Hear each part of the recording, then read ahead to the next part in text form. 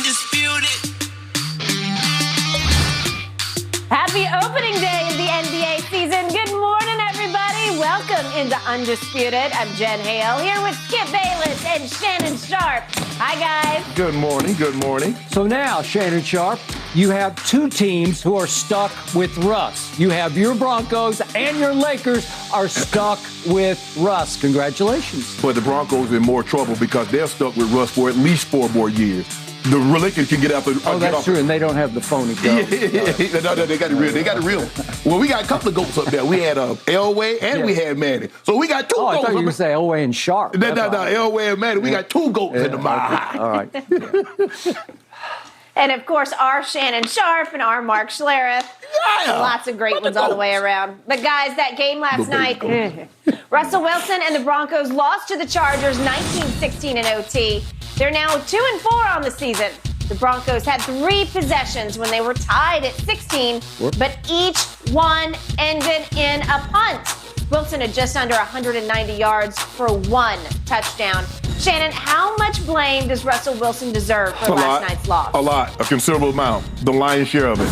Because, again, last night he was terrible. And now they're coming out talking about he might have had a hamstring issue. It seems like every time he plays bad, he comes up with an issue, Skip. If you think about it, a couple of weeks ago, he had the lat. He had very similar to Dak Prescott. Last night, his hamstring bothered him. What does that have to do with his decision-making? There are several times he has the tight end right in his line of sight. He did. Just dump the ball to the tight end. That got nothing to do with the lat. That has nothing to do with his hamstring. Nope. Russell Wilson is not seeing the field very well. He's playing even worse than he's seeing the field. That's true. I don't know what kind of protection they got going on, Skip, where they just allow men to run scot-free up the middle of the field. Either change the protection, go rip or Liz, go Liz or rip, or you gap protected where you block down and you turn the outside guys loose. Let them travel the farthest to get to your quarterback. Don't give Derwin James, don't give the middle backer a free shot or free run at your quarterback. Russ, what are you doing? Do you not see them like, oh, man, I might need to redirect this protection. Hey, instead of we got a right call on, let's go Liz. Yep. Slide the line to the left, turn the back, send the back to the right, and block it up like that. Skip, he's playing bad. $245 million, this is what it's gotten him. 5 touchdown passes in 6 games. He's 30th in completion percentage. The worst scoring offense in the NFL. 15 points a game. That defense is good enough to have won 5 of those ball games. I'll buy that. They're 4th in scoring defense, considering they're getting nothing, absolutely nothing from their offense. Yep. And they're still giving up 16.5 points a game. No Randy Gregory. Ronald Darby's down. They played a rookie last night, and he got it handed to him. It's trial by fire. He had 4 pass interference. They're a very undisciplined team. They're leading the league in penalties. They had another 150 yards last night. The thing you had. Coaching. You either coach it or condone it. You do. That's it. The 2 C's. You coaching it or you condoning it. Yeah. Now, which is it? How do you put a stop to it? Or when are you going to put a stop to it? But Russell Wilson, Skip, 7 drives after halftime, 6 punts and a field goal. And on the field goal, they didn't gain a yard because the Broncos D intercepted Herbert. Well, they got 3 points after half. Yeah, right? 3 points, yeah. But I'm saying they had 6 punts, 1 field goal. 6 punts. I think 6 punts. No, okay. 6 punts. Okay. 1 field goal, 0 yards that was set up by an interception. And Russ's stats in the second half and overtime were? 3 of 11 for 15 yards. Say that again. 3 of 11 for 15 yards? I don't give a damn if he ain't got but 1 leg. He should have completed more than 3 passes for 15 yards. Skip, this is embarrassing. This is an embarrassing. And that's why I didn't go to the game. This is exactly why. Because this is bad. I don't know what's going on with Russ, but it seems like a man that has a lot of other things on his mind than football. It does. That's just me personally. I could be wrong, but this is not. I've never seen Russell Wilson play this bad in my entire life. Not as a rookie, not as a 3rd year, not as a sophomore slump, not as a 5-year vet, not even last year, Skip, when he was down. He was down. Russell never looked this bad. He looks downright awful. I'm going to see you and I'm going to raise you. They gave 2 first-round picks, 2 second-round picks, a 5th-round pick, and had to extend them, as you just pointed out, for 5 years and $243 million, 161 guaranteed $1 million. Yeah. And they got Noah Fan out of the deal, and they got Shelby Harris, who was starting for the Broncos. Yes, they got them. And Drew Lock, I thought was going to start, but guess what happened? Geno. Out of nowhere, Geno happened. Geno playing better than Russ. He's playing better than Russ. Seattle has a one-game record better than the Broncos. Yeah. They're 3-3. They're tied for first in their division. And Geno leads the league in completion percentage. He's fourth in QBR. He's graded by Pro Football Focus second only to Josh Allen among all quarterbacks in overall quarterback grade. That's phenomenal. I didn't see that one coming. No, I don't think anybody saw that coming. Okay, because I thought Drew Lock was going to be the starter. Silly me. I didn't think Drew Lock could beat Geno out, Skip. I also thought they might go in another direction for a quarterback. I did too. But history says we've seen Geno. We've seen him, Skip. It's not like all of a sudden, where did Geno come from? Has he ever played football before? I know. We've seen his body of work. We've seen his resume, and it wasn't good. It never looked like this. Thank you. But all of a sudden, the pressure was off in Seattle because nobody expected the Seahawks to do anything. Correct. All of a sudden, the pressure went mile high. Yes. For Russell Wilson. So here's my take on Russell Wilson. Once upon a time, he was an underrated, sort of overachieving third-round pick. Remember this? Yep. Out of Wisconsin via North Carolina State via baseball, where he tried minor league baseball. Mm-hmm. And remember, out of nowhere, he rises up and wins the job. Remember this? And Pete Carroll closes his eyes and says, I'm going with Russell Wilson. Right. The undersized, what do we give him? Is he 6 feet? Maybe 6 feet. Right. And they had a little video of Elway hugging him. Elway looks like he's 6 inches taller than Russell Wilson. What do you give John? 6'4"? He's 6'3". Okay, 6'3". Yeah.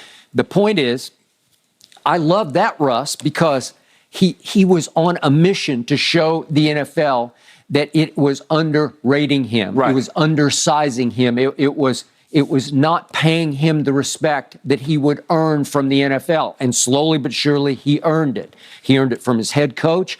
I'm not sure he ultimately earned it from his Legion of Boom defense, but that was the flashpoint issue. He was still very good playing the underdog quarterback. Yeah, but you remember, Seattle in free agency plunged on Matt Flynn. That's why I said Matt Flynn was there, and they paid Matt Flynn nothing like this. Right, they gave him $20 million, which he was a career backup. He had an outstanding game, threw for over 480 yards against Detroit last game of the season. Green Bay, where he outgunned Matthew Stafford, who threw for over 500 yards in that game. But Pete Carroll had the guts, had the vision. He did. To plunge and say, hey, I'm going with this kid because this kid's been around. Right. He was very mature for his age because he played minor league baseball and he'd been around. He'd North Carolina State, Wisconsin. Yep. Played in a lot of big games. And all of a sudden, he takes over Seattle. Right. And he becomes the face of the franchise. Right. But it was always as the underdog. I'm fighting for respect. Right. Even in my own locker room, I'm fighting for respect. Then he marries a celebrity, and all of a sudden, at some point, the arc changes because he goes over the edge into superstar. Yeah. Right? That's a Skip. A professional athlete is one thing, but a celebrity, that's a fanfare. That's something entirely different. And very few NFL players ever enjoy that. Maybe a Brady comes to the top of my head. Like I said, Skip, even Peyton, but Brady had a supermodel also who's internationally acclaimed. That is correct. Sierra is internationally acclaimed. Definitely. So that's a whole different ball game. Okay, so now Russ is going on age 34 on November 29th. Playing like 44. But he is. But the handwriting was, as you point out, it was really on the locker room wall a year ago in Seattle because Pro Football Focus graded him only the 20th best quarterback by the end of the year. And you could see his stats were starting to show a little wear and tear across the board. Skip, you know what I think? I think last year, what caused the commotion is that Russ went to Seattle and wanted a contract extension, and they told him no. And when they told him no, that's when his agent put out there he would be interested in leaving and listed the 4 teams that he would be interested in leaving for. Yep. And the bridge never got repaired because they never gave him the contract extension. Nope. Lo and behold, fast forward, he wants out because they're not going to give him the contract extension. The Broncos is in dire strait of a quarterback. Skip, you know what they've had since Peyton Manning retired. But y'all tell you right now, he's not playing better than Brock Osweiler, Trevor Siemian, or Drew Lock. This play right here, right now, is worse than Brock Osweiler, Trevor Siemian, and Drew Lock. Okay, I got it. But along that trail that you described, it felt like the Broncos took the Aaron Rodgers bait because they went out and hired Nathaniel Hackett because he was Aaron's favorite. He wasn't the coordinator. He was the quarterback coach. Yeah. He wasn't even the play caller. He was actually, his job was to keep Aaron happy and make him laugh. And I think Nathaniel did that at a very high level because Aaron spoke glowingly of Nathaniel. Right. So didn't Bronco Nation think, I believe didn't John Elway think there's a real shot we're going to land Aaron Rodgers? Well, I'm going to land him first. Okay. I'll let you captain. Hey, no. Bring me the ship, and then I'll let you captain the boat. I'm not going to say I'm not going to make you a captain, and then you don't have the ship. And that's what happened, Skip. I believe you're absolutely right. I believe they thought they could get Aaron Rodgers, and Aaron Rodgers would want Nathaniel Hackett. He would be very familiar with the system, and everything would be hunky-dory. Well, you don't get Aaron Rodgers. You get a coach that seems that he's over his head. I think and now you got a guy that seems like he's on a major decline. Russell Wilson looked like he stepped off a cliff. So your team was desperate, and Russ was desperate to get out of Seattle, and it was a match made in hell because neither side was going for the right reasons for each other. I don't believe Russ was anxious to get out of Seattle. I think Russ he was anxious to get to a contract extension. Well, but I mean, he wanted love. He wanted late career love from somebody, and all of a sudden, Bronco Nation says, we'll take you. Yeah. We'll love you. We'll hug you. Man, we'll embrace you. The worst thing you can do is to get into a relationship because you're lonely. That is correct. Bad boy. I agree. Your boy know a little something about that, but that's not the end of this. But here's the thing. Now it's becoming more and more apparent to me that Russ was propped up by Legion of Boone in that running game because I've seen that when he doesn't have that, he looks like that. I don't know who that is. That's an imposter. Will the real Russell Wilson, Skip, you remember the game show To Tell the Truth? Yeah. They had three guys, only one person, three people up there. Yep. Only one was who they said they were. Will the real Russell Wilson please stand up? Exactly. Will the real Russell Wilson please show up? Because this is unbelievable. Boy, the best thing that happened last night, this man did not end no press conference. I know we're talking about Bronco. Skip, I'd have broke every last one of my TVs. Let's ride. Skip, boy, if he just said let's ride, I get look, the one thing I know about Colorado is I know Denver. And I know how they bleed blue and orange for those Broncos. They would have absolutely lost their minds. And the game is Sunday. They play the Jets. Actually, I'm going back because we're having the 25th anniversary of our first Super Bowl team. Good for you. Lord have mercy. Skip, it's rough on it's rough. It's rough on me right now, Skip. So all of a sudden, Russ's corny cliches that he lives by, they don't work anymore. No, they don't. They ring hollow because he can't back it up. Thank you. Listen, once upon a time, Russ could cook. Yes. Because Russ, at his smallish stature, but he was stoutly built, could really move. Yes. And groove. Yes. And he could get outside the pocket and make up plays on the fly. Skip, he can get off this. This is the script.